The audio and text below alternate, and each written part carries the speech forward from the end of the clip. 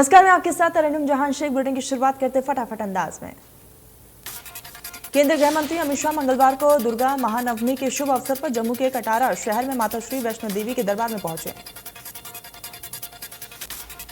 अमित शाह के साथ उपराज्यपाल मनोज सिन्हा और केंद्रीय मंत्री जितेंद्र सिंह भी मां वैष्णो देवी के दरबार में पहुंचे। अमित शाह ने वैष्णो देवी के भवन पर पवित्र गुफा पर पूजा अर्चना की और मां की आरती उतारी। केंद्रीय गृह मंत्री अमित शाह के जम्मू कश्मीर दौरे का दूसरा दिन है। अमित शाह राजौरी के जनसभा में जम्मू कश्मीर के एक बड़े तबके के पहाड़ी समुदाय को बड़ी सौगात दे सकते हैं। अमित शाह पहाड़ी समुदाय को एसटी स्टेटस दिए जाने की कई सालों से चल आ रही मांग का एक बड़ा ऐलान भी कर सकते हैं। जम्मू कश्मीर के डीजी हेमंत लोहिया के सोमवार देर रात आतंकियों ने उनके ही घर में गला रेतकर हत्या कर दी। हत्या के बाद उनका शव जलाने की भी कोशिश की गई।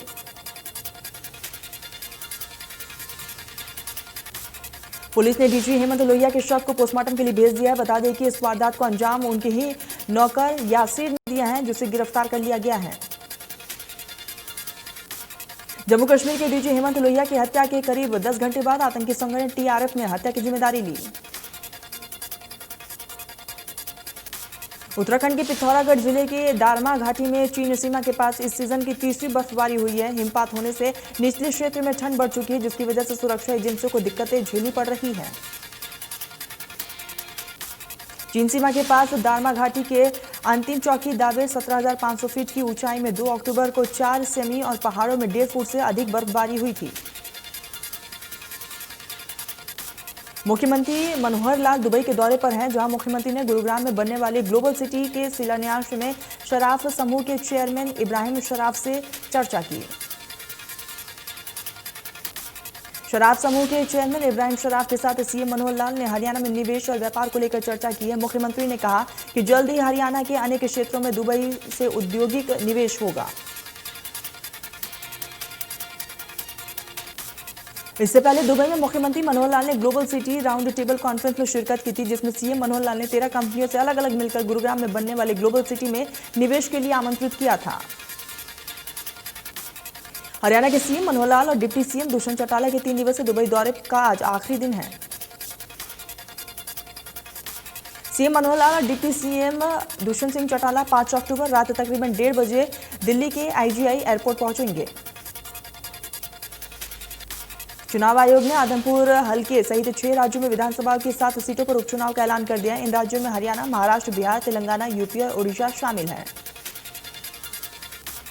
आदमपुर सीट की बात करें तो ये सीट कुलदीप बिश्नोई के इस्तीफे के बाद खाली है। आदमपुर के अलावा महाराष्ट्र के अंधेरी ईस्ट, बिहार में मोकमा और गोपालगंज, तेलंगाना में मुंगुगोड़ा, उत्तर प्रदेश के गोला, गोरखनाथ और ओडिशा में धामनगर हलके में उपचुनाव होंगे। 7 अक्टूबर को चुनाव आयोग नोटिफिकेशन जारी करेगा और इसके साथ ही नामांकन प्रक्रिया शुरू हो जाएगी। 14 अक्टूबर तक नामांकन होंगे। 3 नवंबर को आदमपुर सहित 7 हलकों में उपचुनाव के लिए वोटिंग होगी और 6 नवंबर को चुनाव नतीजों का ऐलान किया जाएगा। कांग्रेस पार्टी के प्रदेश अध्यक्ष उदय भान ने आदमपुर विधानसभा सीट पर उपचुनाव करने के लिए चुनाव आयोग का धन्यवाद जाहिर किया। प्रदेश अध्यक्ष उदय भान ने कहा कि उपचुनाव कांग्रेस पार्टी ही जीतेगी और इस उपचुनाव में भाजपा पार्टी को मुंह तोड़ जवाब देनी पड़ेगी। मंदरगढ़ में रामलीला परिषद के राजा राम पालरी रंगमंच में राम विलास शर्मा ने मुख्य अतिथि के तौर पर शिरकत की, जहां संयुक्त रूप से मां सरस्वती के समक्ष दीप प्रज्वलित करके लीला की शुभारंभ किया गया।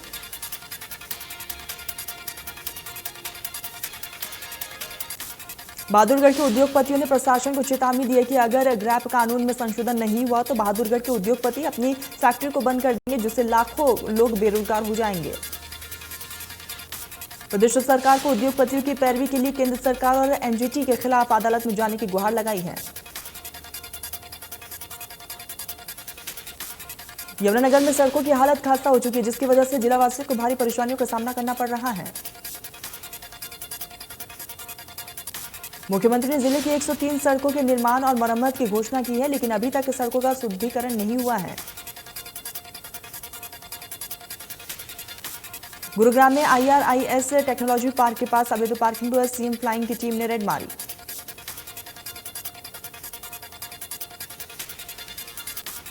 मुरथल में स्थित ढाबों से निकलने वाले गंदे पानी को ट्रीट करने के लिए मुरथल में वाटर ट्रीटमेंट प्लांट का निर्माण चल रहा है, जो कि करीब 60 दिनों में बनकर तैयार हो जाएगा। मुरथल के ढाबों का पानी मुरथल में ही ट्रीट होगा, जिसके लिए मुरथल के ढाबा संचालकों को काफी फायदा होगा। सरकार के इस प्रयास को मुरथल ढाबा संचालक बधाई दे रहे हैं।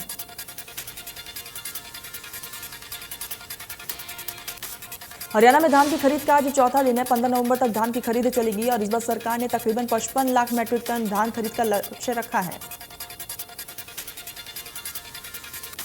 करनाल में धान की खरीद न होने से किसान परेशान है। घरोंडा मंडी में गेट पास नहीं काटने से मंडी के बाहर धान से भरे ट्रैक्टर्स की लंबी लंबी कतारें देखने को मिली, जिससे किसान परेशान नजर आए। किसानों का कहना है कि गेट पास नहीं कटने से वो दिन रात लाइन में लगे हुए, लेकिन मंडी अधिकारी उनकी समस्या का समाधान नहीं निकाल रहे हैं।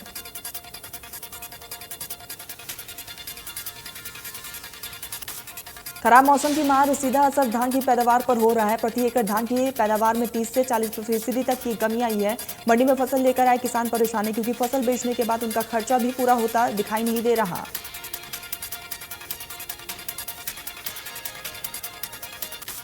घरोंडा में इंडिया न्यूज हरियाणा की खबर का बड़ा असर हुआ। जिला उपायुक्त ने मंडी में हालात का जायजा लिया। निरीक्षण के दौरान बंद मिला पोर्टल और गेट पास में परेशानी आई सामने।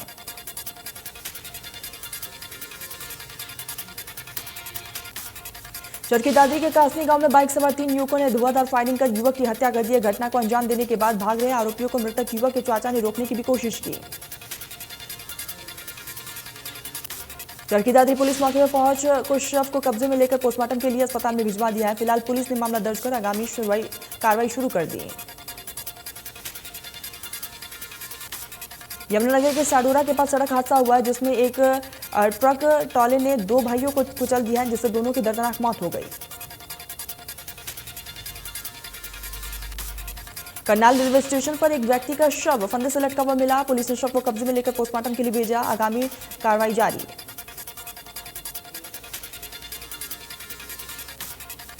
पलवल के होडल में पथवारी मंदिर में करंट लगने से एक बच्चे की मौत हो गई। बताया जा रहा है कि मंदिर में जागरण चल रहा था और इसी दौरान 10 साल के मासूम ने जैसे ही मंदिर के गेट को छुआ, करंट लगा।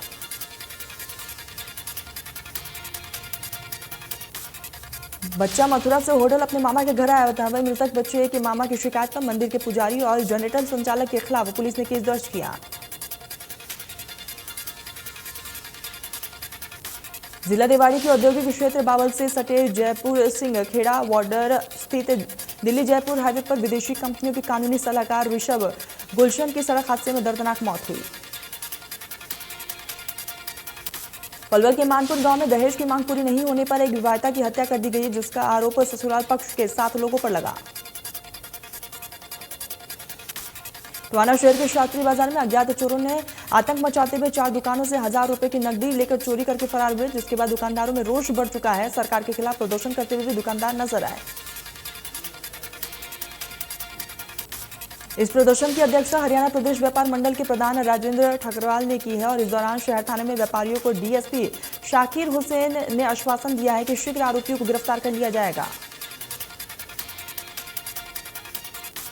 पंचकुला में दिन दहाड़े बीच मार्केट में लाखों रुपए की लूट का बड़ा मामला सामने आया है, जहां पर लुटेरों ने बाइक सवार युवक की आंखों में मिर्ची डालकर चाकू से हमला करके 15 लाख रुपए से भरा हुआ बैग छीनकर फरार हुए। एक बाइक पर आए 3 लुटेरों ने सेक्टर 16 और इंडस्ट्रियल एरिया के साथ लगते बुधनपुर के मार्केट एरिया में दिन दहाड़े लूट की घटना को अंजाम दिया है। वहीं पंचकुला पुलिस की क्राइम ब्रांच की टीम मौके पर पहुंच के तफ्तीश शुरू कर चुकी है। साइबर क्राइम से लोगों को बचाने के लिए प्रदेश में अक्टूबर का महीना साइबर जागरूकता महीने के रूप में मनाया जा रहा है, जहां पर पानीपत में पुलिस अधीक्षक शशांक कुमार सावन ने अभियान की शुरुआत साइबर क्राइम थाने से की।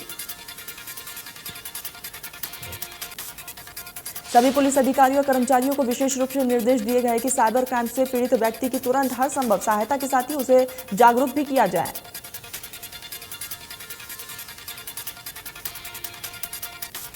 पानीपत समलखा में रामलीला देखने गए एक युवक की हत्या का मामला सामने आया है। बताया जा रहा है कि रामलीला देखने गए मनोज नाम के युवक की धारदार हथियार से हमला कर दिया गया और उसकी हत्या हो गई। हत्या करने वाला कोई और नहीं बल्कि उसके ही गांव के 4 युवक बताए जा रहे हैं। पुलिस ने परिजनों की शिकायत पर 4 युवक समेत अन्य लोगों पर केस दर्ज कर लिया है और आरोपियों की तलाश में पुलिस की टीम जुटी है।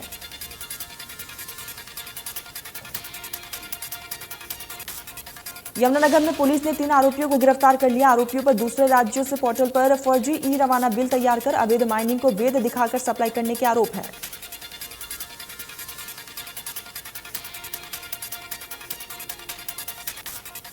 नूह पुलिस ने यूपी की तर्ज पर अपराधियों पर बड़ा प्रहार करते हुए अवैध रूप से की गई कमाई से अवैध कॉलोनी में बनाए मकान को ध्वस्त कर कुख्यात अपराधी राहुल के काले साम्राज्य का अंत किया।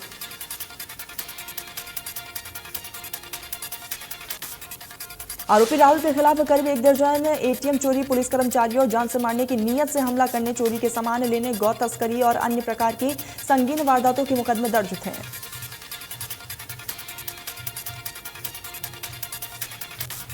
हरियाणा राजस्थान सीमा पर स्थित सुनहेड़ा बॉर्डर पर बदमाशों को पकड़ने गई सीआईए नूह टीम पर बदमाशों द्वारा फायर करने का मामला सामने आया। घटना में 2 पुलिसकर्मी जख्मी हो चुके हैं। पुलिस ने 2 बदमाशों को दबोचने में सफलता हासिल की। पुलिस ने अपराधियों पर अवैध हथियार की धाराओं के तहत मुकदमा दर्ज कर लिया है। साथ ही पकड़े गए बदमाशों से देसी तमंचा, 2 जिंदा रोंदा और खाली खोल भी बरामद किए। शहर के तिलक नगर स्थित कॉलोनी की रहने वाली 14 वर्षीय लड़की का शव गांव ललोदा के पास नहर से बरामद हुआ है। शहर पुलिस ने मृतक के परिजनों के बयान पर कार्रवाई करते हुए शव को पोस्टमार्टम के लिए भेजा। जांच पड़ताल जारी। जानकारी के अनुसार तिलक नगर की रहने वाली 14 वर्षीय लड़की मुस्कान 2 दिन पहले रामलीला देखने गई हुई थी और जब वो वापस नहीं आई तो परिजनों ने इसकी सूचना पुलिस को दी। पुलिस ने विभिन्न धाराओं में केस दर्ज के जांच पड़ताल शुरू की।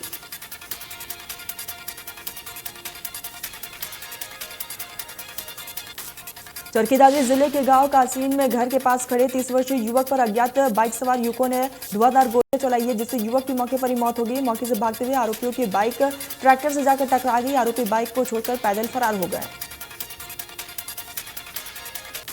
घटना की सूचना मिलने पर चरखीदारी डीएसपी मुख्यालय और सीआईए टीम मौके पर पहुंची और जांच पड़ताल शुरू की है। मृतक के परिजनों ने आरोपियों को जल्द गिरफ्तार करने की मांग की। हनी ट्रैप में फंसे रक्षा मंत्रालय के लापता क्लर्क मामले में रेवाड़ी पुलिस ने क्लर्क का शव बरामद कर लिया। एसआईटी की टीम ने धारूहेड़ा से शव को बरामद किया।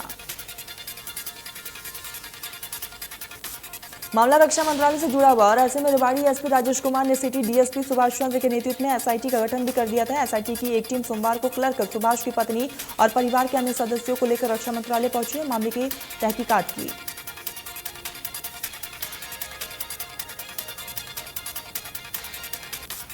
कुरुक्षेत्र सीआईए 2 की टीम ने मोटरसाइकिल चोरी करने वाले 2 आरोपियों को पकड़कर एक बड़ी कामयाबी हासिल की है, जिनके कब्जे से चोरी की 22 मोटरसाइकिल बरामद की गई है, जिनकी कीमत तकरीबन 15 लाख रुपए बताई जा रही है। सीआईए 2 इंचार्ज प्रदीप कुमार ने कहा है कि दोनों बाइक चोरी करके मोटरसाइकिल मैकेनिक को बेच देते थे और उससे पैसे ले लेते थे। इन दोनों को गिरफ्तार करके न्यायालय में पेश किया गया, जहां से इन्हें 3 दिन पर रिमांड पर भेजा गया। करनाल स्टेट विजिलेंस की टीम ने रिश्वत के आरोप में पंचायती विभाग करनाल की जेई को गिरफ्तार कर लिया। विजिलेंस टीम ने जेई को रिश्वत लेते हुए 15,000 की गिरफ्तार किया। आरोपी जेई ने पंचायती राज विभाग करनाल के कॉन्ट्रैक्टर से विभाग के किए गए निर्माण कार्य का बिल पास करवाने और बनवाने के लिए 15,000 रुपए की रिश्वत मांगी थी, जिसके बाद विजिलेंस की टीम ने जेई को रंगे हाथों गिरफ्तार किया। रेवाड़ी के केएलपी कॉलेज के छात्रों ने कॉलेज प्रबंधन और प्रिंसिपल के खिलाफ जोरदार प्रदर्शन किया। प्रदर्शनकारी छात्रों के मुताबिक कॉलेज अयाशी का अड्डा बनता जा रहा है। वकीलों पर हुए हमले को लेकर सुहाना बार एसोसिएशन की लगातार हड़ताल 7वें दिन भी जारी है और इसी हड़ताल में हरियाणा, पंजाब और पलवल, गुड़गांव के पदाधिकारियों ने भी हिस्सा लिया। पदाधिकारियों ने कहा है कि अगर पुलिस जब तक आरोपी की गिरफ्तारी नहीं करेगी तब तक ये हड़ताल इसी तरीके से जारी रहेगा। वह इसे लेकर हरियाणा, पंजाब बार में भी स्ट्राइक कराई जाएगी।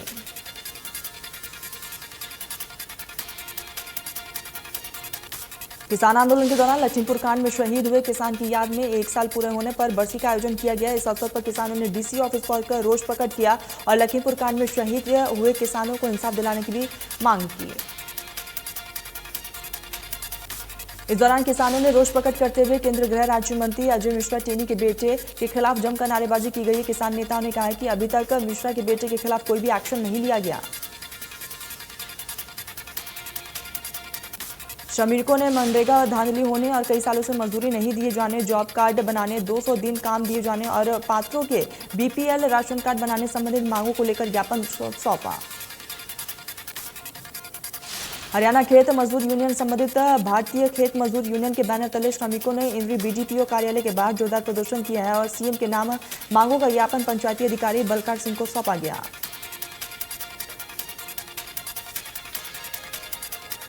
कुरुक्षेत्र के प्रसिद्ध गोताखोर सरदार प्रगट सिंह को गैंगस्टर बिमहा ग्रुप से जान से मारने की धमकी देते हुए 5 लाख की फिरौती मांगी गई है।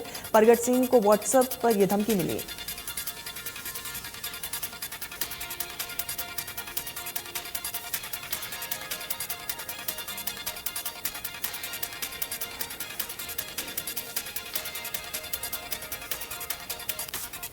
भारतीय वायुसेना और थल सेना को स्वदेशी रूप से डिजाइन और विकसित लाइट कॉम्बैट हेलीकॉप्टर सौंप दिया गया है। इस हेलीकॉप्टर के सेना में शामिल होने से वायुसेना की युद्धिक क्षमता में काफी बढ़ोतरी होगी। इन हेलीकॉप्टर से रक्षा मंत्री राजनाथ सिंह ने वायुसेना प्रमुख बीआर चौधरी की मौजूदगी में आधिकारिक तौर पर जोधपुर वायुसेना बेस पर वायुसेना में शामिल किया गया। गुरुग्राम के मेदांता अस्पताल में भर्ती उत्तर प्रदेश के पूर्व मुख्यमंत्री और समाजवादी पार्टी के नेता मुलायम सिंह यादव भर्ती हैं। मेदांता अस्पताल ने सोमवार को ये जानकारी दी है। विशेषज्ञों की टीम उनकी देखरेख में जुटी हुई है। मुलायम सिंह बीते अगस्त महीने से मेदांता अस्पताल में भर्ती है और उनका यहां पर लंबे समय से इलाज चल रहा है। काबुल शिक्षा केंद्र विस्फोट में 40 से अधिक लोगों की मौत के कुछ दिन बाद अफगानिस्तान की राजधानी के पश्चिमी हिस्से में सोमवार को एक और विस्फोट हुआ है, जिसमें से एक अन्य 1000 या आबादी वाले इलाकों को निशाना बनाया गया।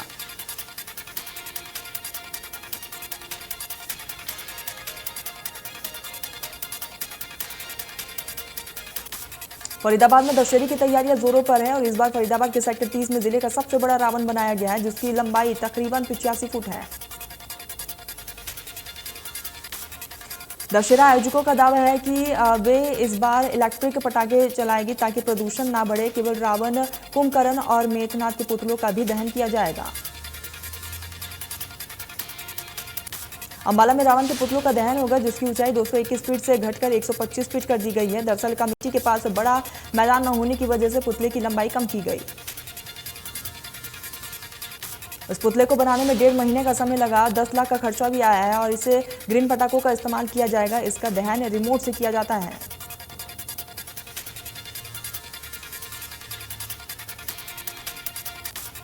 दिल्ली में नवरात्रि उत्सव के 9वें दिन श्रद्धालु झंडेवालन मंदिर में पूजा अर्चना करने पहुंचे। इस दौरान श्रद्धालुओं में खासा उत्साह देखने को मिला।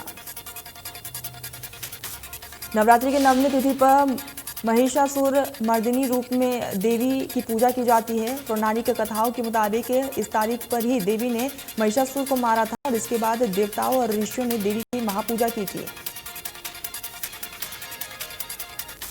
स्टार तेज गेंदबाज जसप्रीत बुमराह चोट के चलते टी20 वर्ल्ड कप 2022 से आधिकारिक रूप से बाहर हो चुके हैं और बोर्ड सचिव जय शाह ने मेडिकल टीम के हवाले से एक बयान में बताया है कि बुमराह आईसीसी पुरुष टी20 विश्व कप टीम से बाहर हो गए हैं। उन्होंने कहा है कि यह फैसला विस्तृत मूल्यांकन और एक्सपर्ट से सलाह लेने के बाद ही किया गया है। बीसीसीआई अब जल्द ही टी20 वर्ल्ड कप के लिए बुमराह की जगह किसी और का ऐलान कर सकता है।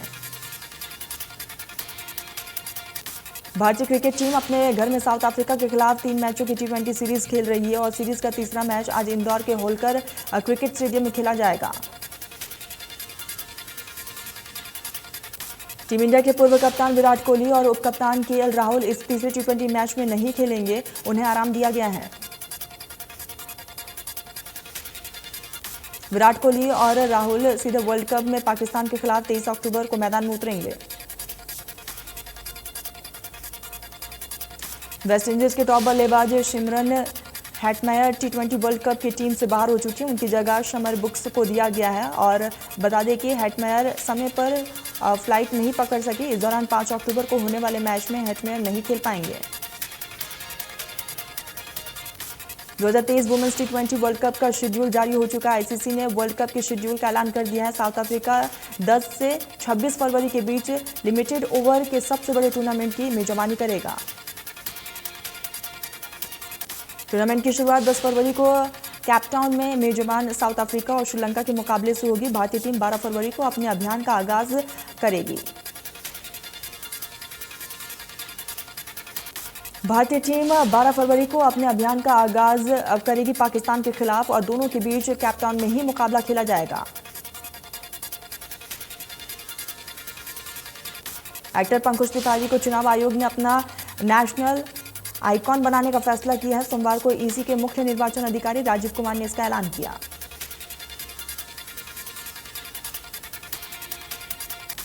फिल्म विक्रम वेदा ने पहले वीकेंड में तकरीबन 37 करोड़ रुपए की कमाई की है। माना जा रहा है कि फेस्टिवल सीजन में इसकी कमाई और भी ज्यादा हो सकती है।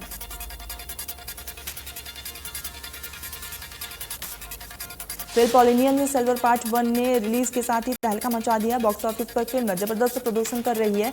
200 के करोड़ के क्लब में शामिल हुई।